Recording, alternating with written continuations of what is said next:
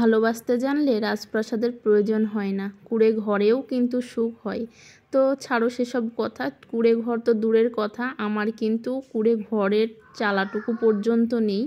আমি যেহেতু ভাড়া বাসাতে থাকি, আমার কিচ্ছু নেই, তো তবুও কিন্তু ভালোবাসা টিকে রয়েছে। বাই দ্য ওয়ে, আগে ইন্ট্রোটা দিয়ে নিই। মুর্শিদাবাদ জেলার ছোট্ট একটি গ্রাম থেকে আমার ছোট্ট একটি চ্যানেলে তোমাদের সবাইকে জানাই ওয়েলকাম। প্রতিদিন আমি সংসারের কাজ করি আর তোমাদের সঙ্গে সেই সংসারের কাজগুলোকেই শেয়ার করি। তো চলো আজকে সংসারের কাজ করি, আর তার সঙ্গে সঙ্গে সেটা তো দেখতেই পারছো কী কী করছি, তো তোমাদেরকে আর মুখে বলছি না, আমার লাইফের কিছু কথা আমি শেয়ার করি। কিন্তু একটা জিনিস কি জানো তো, ইচ্ছা অবশ্যই থাকতে হয়।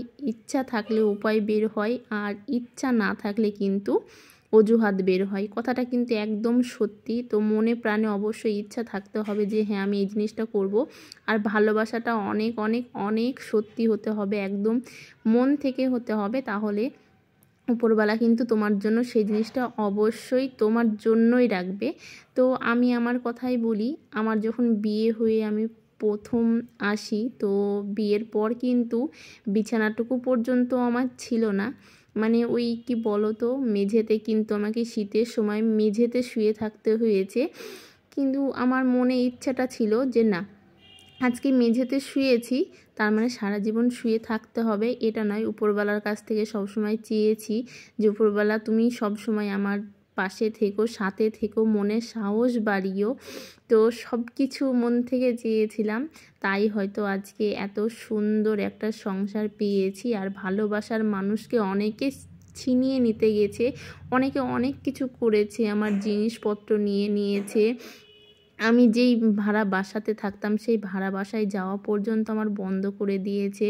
বলতে পারো আমাদের মুর্শিদাবাদ ছেড়ে গিয়ে আমাকে কলকাতার এত একটা মানে কষ্ট করে সেখানে কাজ না করে 5,000 টাকা দিয়ে ঘর ভাড়া থেকে আমাকে থাকতে হয়েছে। এত কষ্ট হয়েছে, তবুও কখনো ইচ্ছা শক্তিটাকে মেরে ফেলিনি বা ভালোবাসাটাকে হার মানাতে দিইনি। মনের মধ্যে অনেক অনেক অনেক ভালোবাসা, আর বুকের মধ্যে সাহস, আর এই যে কিছু একদিন হবে উপরওয়ালা চাইলে, এই সাহস নিয়েই না এই যে এগিয়ে এগিয়ে আজকে এই জায়গায়।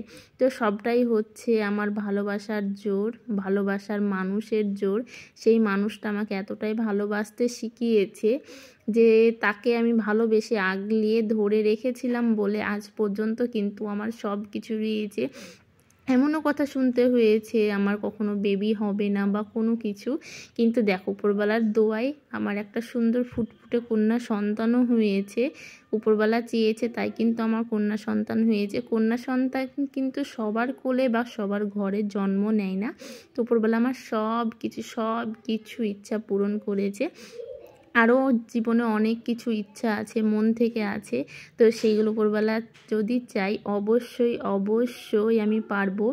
আমি কারোর কথাই না, সমাজের কথাতে আমি একদম কান দিই না, কারণ সমাজের মানুষ তোমাকে হয়তো বলার বেলাতে বলবে এটা না ওটা, এটা করছে ওটা করছে সেটা করছে, কিন্তু একটা জিনিস মাথায় রাখবে, কষ্টের টাইমে না কেউ তোমাকে কিন্তু একবেলা এক মুঠো খাবার দেবে না বা তোমাকে সাপোর্ট করবে না।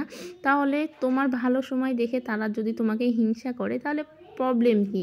তো আমি এটাই বিশ্বাস করেছি, উপরওয়ালা যখন দেবে মন থেকে চাইলে 2 হাত ভরে দেবে। সারা জীবনের যে কষ্টটা সেটা কিন্তু উপরওয়ালা চাইলে একদিনেই পূরণ করে দিতে পারে। তো যাই হোক, আমি তোমাদেরকে অনেক অনেক অনেক কথা আজকে শেয়ার করলাম। তো এরকমভাবেই আমি আরও অনেক কিছু শেয়ার করতে চাই। যদি তোমাদের শোনার ইচ্ছা থাকে বা আগ্রহ থাকে বা আমার এইসব কথাবার্তা শুনতে তোমাদের ভালো লাগে কি না, এগুলো কিন্তু আমার রিয়েল লাইফের কথাই বলছি।